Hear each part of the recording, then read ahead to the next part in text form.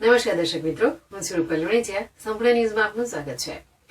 શક્તિ, ભક્તિ અને આસ્થાનો ત્રિવેણી સંગમ એટલે જગવિખ્યાત યાત્રાધામ અંબાજી, જે ગુજરાત અને રાજસ્થાનની સરહદ ઉપર આવેલો છે.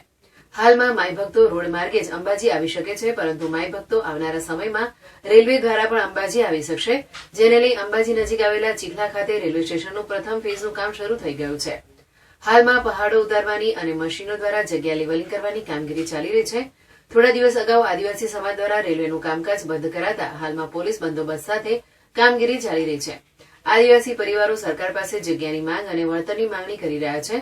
અંબાજી નજીક ચીખલા ખાતે હાલમાં 175 કરોડના ખર્ચે north western railway Ajmer division અને જયપુર ઝોન દ્વારા રેલવે સ્ટેશન અને હોટલ સહિતની કામગીરીનું પ્રથમ ફેઝનું કામ શરૂ થયું છે.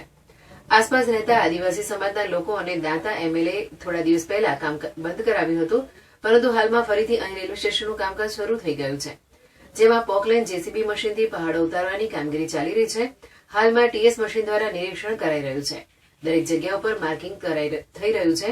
બીજા ફેઝમાં રેલવે સ્ટેશન બનાવવાનું કામકાજ શરૂ થશે અને ત્રીજા ફેઝમાં પાટા લગાવવાની કામગીરી શરૂ થશે, જ્યારે છેલ્લા ચોથા ફેઝમાં લોકાર્પણ થશે.